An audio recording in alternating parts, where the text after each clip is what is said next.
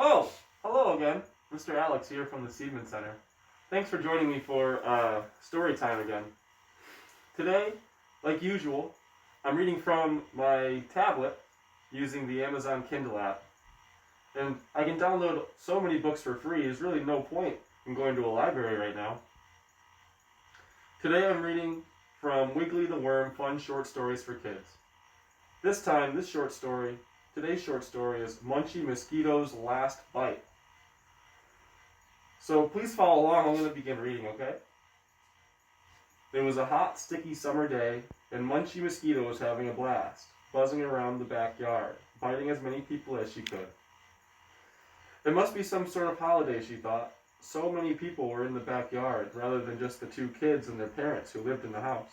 There were aunts, uncles, cousins, grandparents, and friends.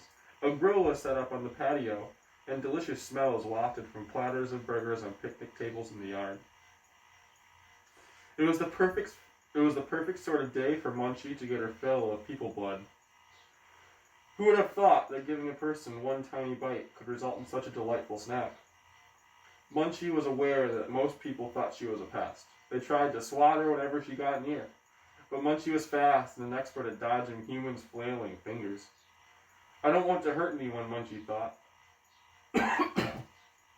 But a mosquito bite just takes a second, and then I fly off to find the next person.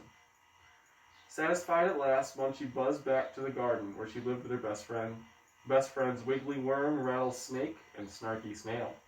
I'm full, she announced. I don't think I'll eat for a week.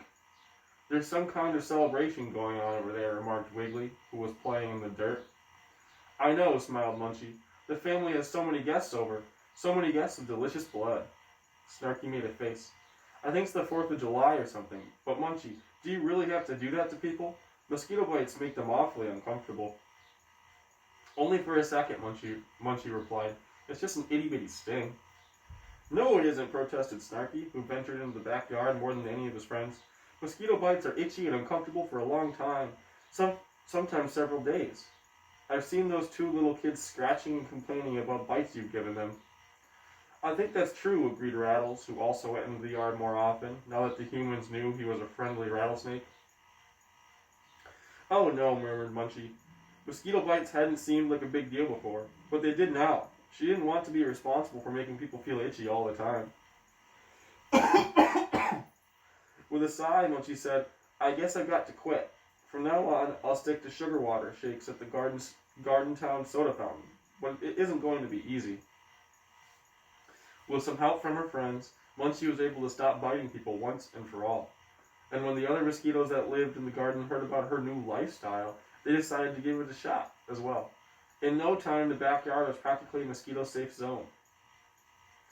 The kids and their friends could now play in the yard for hours with no worries about being bitten.